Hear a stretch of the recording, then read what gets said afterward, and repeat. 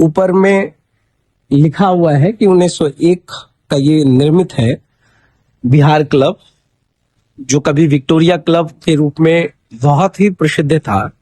यहाँ पर बैठने की भी व्यवस्था है और आप सुकून से आकर के यहाँ पर अपना वक्त जो है व्यतीत कर सकते हैं।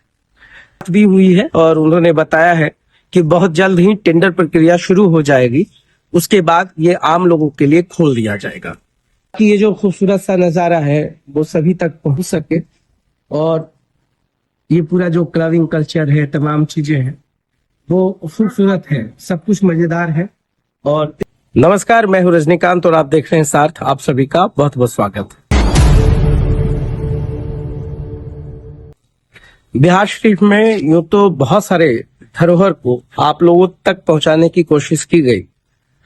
ईमानदारी से हम उन तमाम जगहों को चिन्हित कर रहे हैं जो एक धरोहर के रूप में जानी जाती रही है।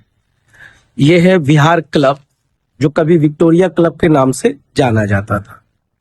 ऊपर में लिखा हुआ है कि 1901 का ये निर्मित है बिहार क्लब, जो कभी विक्टोरिया क्लब के रूप में बहुत ही प्रसिद्ध था। और सबसे अच्छी खासियत थी कि आसपास के 3 जिलों में इकलौता लॉन टेनिस यहीं खेला जाता था।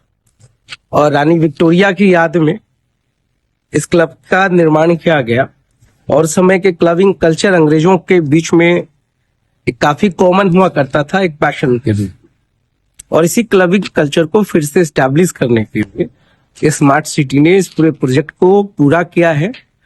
और तब जो बिहार क्लब का स्वरूप था, स्ट्रक्चर था, अब बदलकर काफी खूबसूरत नजारा में तब्दील हो चुका है।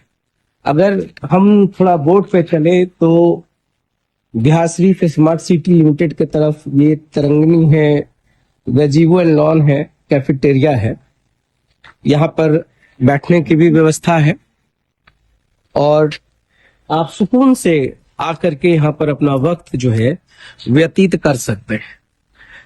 सानिया मिर्जा, साइना नेहवाल, बहुत सारे लोगों का नाम आपने सुना होगा, लिएंडर पेस। ऐसा नहीं है कि कुवत यहाँ के बच्चों में या लोगों में नहीं रही है। और आपको जानकर आश्चर्य होगा कि आज से 10-20 साल पहले तक यहाँ पर लॉन टेनिस के लिए बहुत ऐसे लोग आते थे, उम्रदराज लोग, जो सुबह में यहाँ प्रैक्टिस किया करते थे। और इस क्लब के अंदर बैडमिंटन कोर्ट हुआ करता है। ये Bihar club Bihar Sharif smart city limited की तरफ से है। और ये देखिए, इधर बैडमिंटन कोर्ट है, लॉन टेनिस कोर्ट है, क्रिकेट प्रैक्टिस जोन है, स्विमिंग पूल है। ये तमाम सुविधाएं इस बार जो है लेस किया गया है। स्विमिंग पूल तो पहले भी थी, बैडमिंटन कोर्ट पहले भी था, लॉन टेनिस कोर्ट पहले भी था, मगर तब स्थितियां जो थी थोड़ी जर्जर थी। और इसको फिर से एक खूबसूरत अंदाज में बनाने का काम किया गया है। और मुझे लगता है कि जहां तक मेरी जानकारी है, 1 या 1.5 एकड़ का ये इलाका जरूर होगा, इतना रेडियस जरूर होगा। और 1901 का है तो स्वाभाविक सी बात है, ये धरोहर है और इस धरोहर को बचाने की कवायद जिला प्रशासन ने भी कर दी है।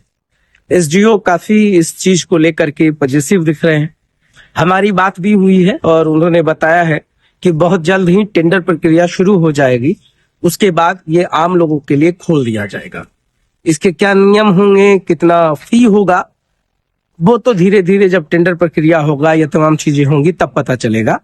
मगर मुझे लगता है अगले साल तक ये आम लोगों के लिए बहुत ही अच्छा और खूबसूरत सा क्लब होगा।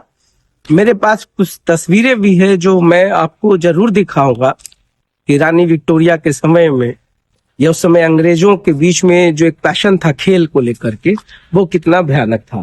तो ये लॉन टेनिस है जिसकी मैं बात कर रहा हूँ।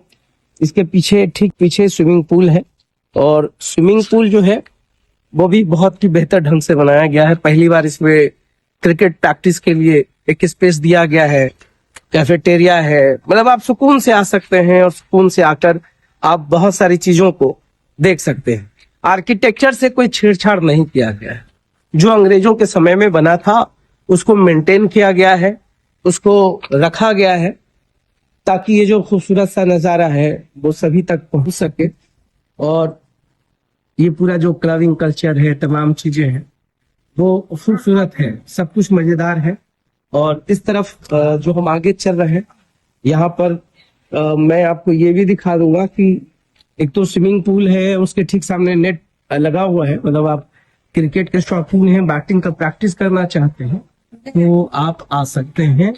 ये स्विमिंग पूल है और मुझे लगता है कि जब ये आम लोगों के लिए सारा टेंडर हो जाएगा तब इसका मजा ही कुछ और होगा, एक अलग लुक देखने को मिलेगा। अब सब कुछ बनकर तैयार है, उसके बाद देखिए बहुत सारे शौचालय का भी निर्माण है, इधर आप क्रिकेट का भी प्रैक्टिस कर सकते हैं। तो जब चीजों को आप व्यवस्थित रूप से एक धरोहर को सहेज करके उसको बनाने की कोशिश करते हैं, जॉर्ज फर्नांडिस जब थे, सांसद राजीव रंजन सिंह थे, हुकुम सिंह मीना भारतीय प्रशासनिक सेवा के थे, इन तमाम लोगों ने इस पुल का पूरा जो विकास योजना अंतर्गत अगर आप देखिए, ये तरनतल का शुभ उद्घाटन, मुझे लगता है कि ये पुराना सा इस जगह पर दिख रहा है मुझे, तो इसकी पूरी जो सुंदरता है।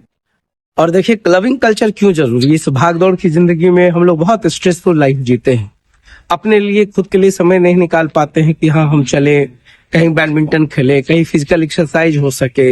युवा पीढ़ी जो अपना वक्त इधर उधर गुजारती है उनके लिए भी एक अच्छा अवसर है। और ये अवसर इसलिए है क्योंकि आपके शहर के अंदर इतना खूबसूरत सा क्लब है और इसके गौरव को, इसकी लेगेसी को समझिए कि कितना महत्वपूर्ण रहा होगा और अंग्रेज अपने फिटनेस पे कितना ध्यान देते होंगे। तो मैं यही कह रहा था कि देखिए सानिया मिर्जा हो या नेहवाल हो या लिएंडर पेस हो, ये तमाम लोग, हर की कुवत होती है, बस जगह और प्लेटफॉर्म की जरूरत होती है।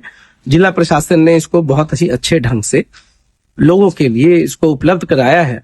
तो क्लबिंग कल्चर की शुरुआत हो, यूथ से जुड़े, गेम्स की कनेक्टिविटी हो, सोशल लाइफ भी अच्छा होगा, इसको सोशलाइज कर सकते हैं। तो कई मायनों में ये क्लब काफी महत्वपूर्ण है और मुझे लगा कि ये जो धरोहर आप लोग तक जरूर जाए। 1901 का है और फिर मैं बता देता हूं कि इसके पूरे क्लेवर को देखने के बाद या जो क्लबिंग कल्चर को लेकर मेरी उत्सुकता बढ़ रही है कि जब ये बन जाएगा, जब ये सवर जाएगा, जब इसकी टेंडर हो जाएगा, जब ये फंक्शनल हो जाएगा, तब नजारा कितना खूबसूरत होगा शहर के लिए। तो देखते रहिए साथ, बहुत बहुत धन्यवाद।